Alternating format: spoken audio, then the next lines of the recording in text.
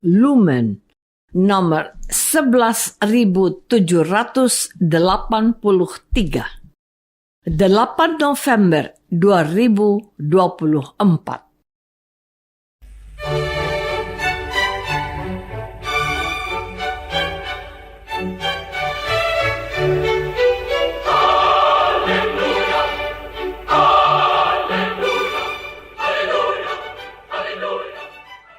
Saudara pendengar di segenap penjuru tanah air, selamat bergabung dengan Lumen Indonesia.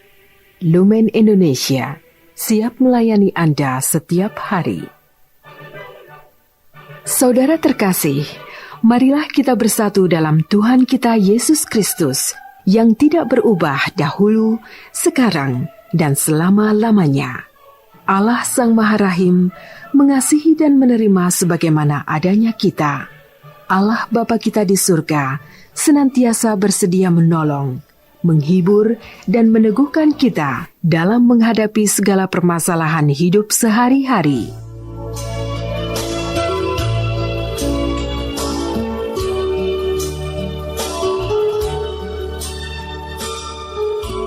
Saudara-saudari, marilah kita mendengarkan renungan dengan judul Bendahara yang Tidak Jujur.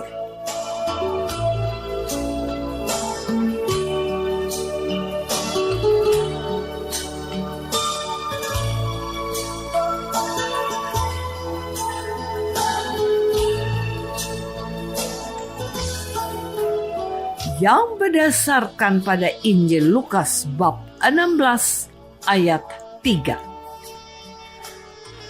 Kata bendahara itu di dalam hatinya, apakah yang harus aku perbuat? Tuanku memecat aku dari jabatanku sebagai bendahara. Mencangkul aku tidak dapat, mengemis aku malu.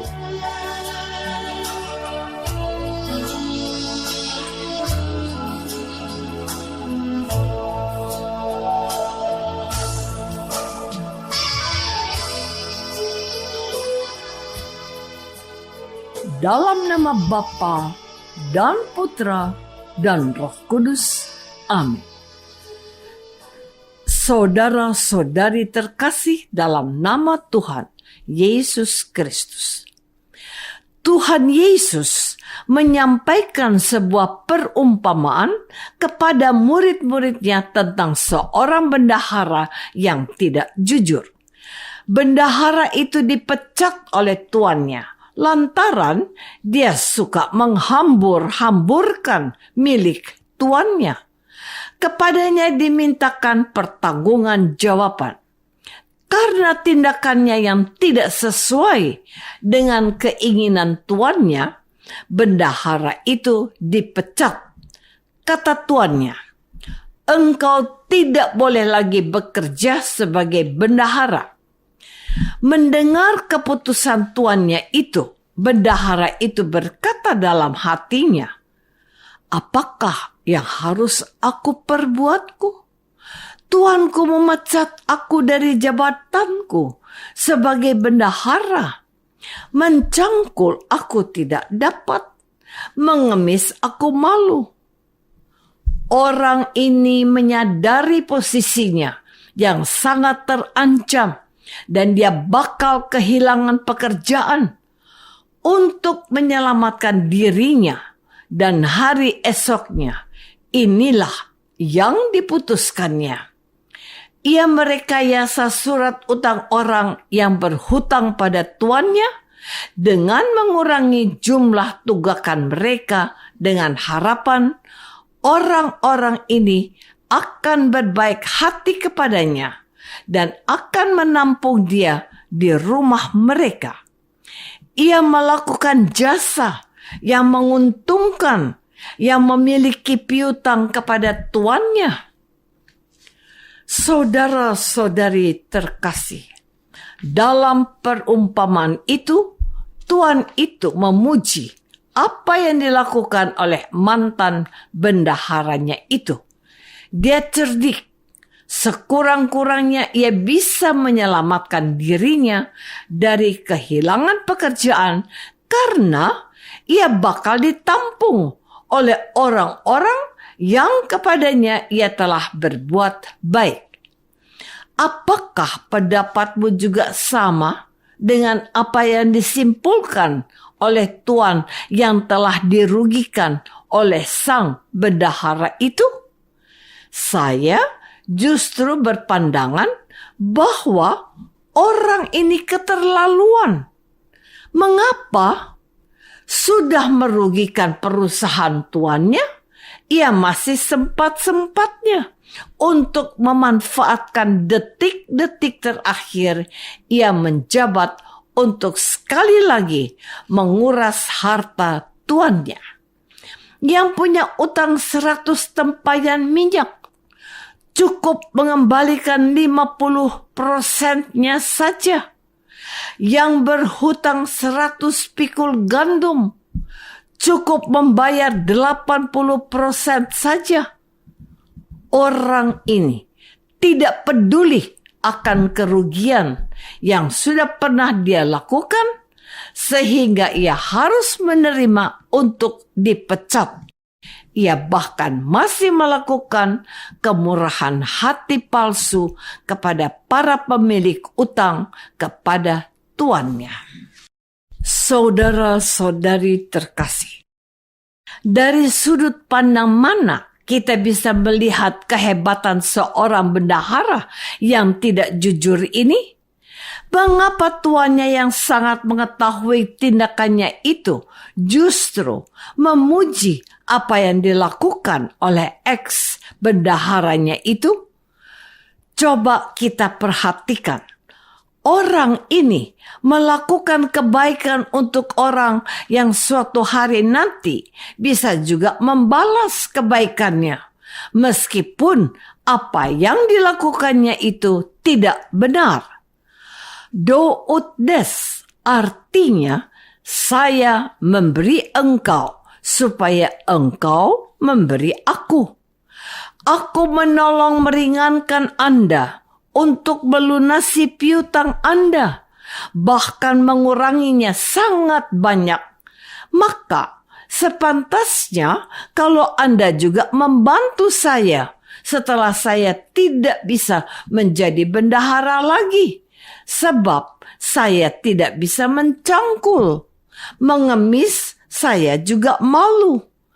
Yang dipuji oleh tuannya adalah usahanya, kerasnya untuk menyelamatkan dirinya dari keterpurukan yang lebih besar yang bakal menimpanya setelah tidak menjadi bendahara lagi. Peluang sekecil apapun dimanfaatkannya agar dia tidak menjadi seorang pengangguran, tetapi masih bisa bertahan hidup. Fakta seperti ini yang dahulu 2000 tahun yang lalu sudah pernah terjadi. Sampai hari ini masih juga terjadi di negara kita ini. Seorang politikus pernah berkata, tidak ada makan siang gratis. Maksudnya, ya, kalau sekarang saya membantu Anda, besok Anda juga harus mau membantu saya. Saya mendukung Anda. Jangan lupa beri saya jabatan. Pilkada sudah di depan mata. Gelagat seperti itu mulai kita rasakan. Siapa berbuat apa? Kepadanya dijanjikan sesuatu. Orang melakukan apapun yang bisa ia lakukan agar dapat memperoleh manfaat bagi kehidupannya. Saudara-saudari terkasih, kepada para muridnya Tuhan Yesus lalu memberikan wejangan ini. Aku berkata kepadamu, ikatlah persahabatan dengan mempergunakan mamon yang tidak jujur, supaya jika mamon itu tidak dapat menolong lagi, kamu diterima di dalam kemah abadi.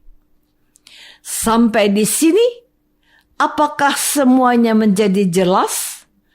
Tuhan Yesus mengatakan perumpamaan ini agar kita menjadi ugahari dalam memanfaatkan sumber-sumber yang bersifat keduniaan. Tuhan Yesus mendorong para pengikutnya untuk bermurah hati dengan harta yang mereka miliki, berbagi dengan orang lain, menjadi berkat untuk sesama. Namun, tentu saja dengan cara-cara yang terpuji, baik dan benar. Ada saatnya setiap orang harus meninggalkan mamon yang bersifat keduniaan ini. Harta dunia tidak akan pernah bisa menyelamatkan, tetapi perbuatan baik dan kepedulian kepada sesama yang membutuhkan perhatian dan kasih sayang adalah catatan baik yang akan menghantar seseorang untuk memperoleh tempat di kediaman yang kekal. Baik sekali perbuatanmu, hai hambaku yang setia, masuklah dalam kebahagiaan Tuanmu. Yang kau perbuat untuk saudaraku yang hina ini, kamu telah melakukannya untuk aku.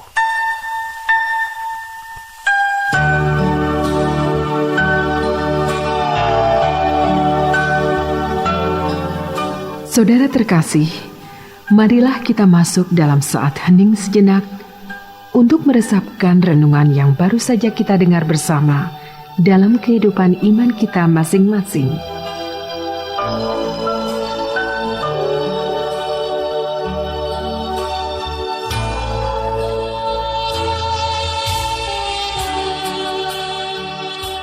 Apakah aku sudah bermanfaat harta dunia ini untuk melakukan kebaikan? Marilah kita berdoa. Bapa yang Maha Baik, terima kasih telah mengingatkan kami untuk bertindak bijak terhadap hal-hal yang bersifat duniawi ini. Bantulah kami menjadi berkat melalui anugerah yang kami telah terima daripadamu. Demi Kristus, Tuhan kami. Amin. Semoga kita semua selalu dinaungi dan dibimbing oleh berkat Allah yang Maha Kuasa. Dalam nama Bapa dan Putra dan Roh Kudus. Amin.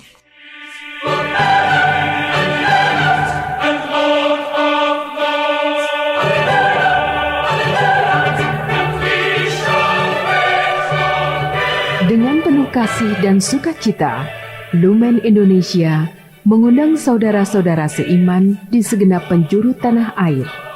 Sekiranya ada tanggapan ataupun saran, kirimkan surat Anda ke Lumen Indonesia. Terima kasih atas perhatian Anda. Sampai berjumpa lagi dengan Lumen Indonesia pada waktu dan gelombang yang sama esok hari.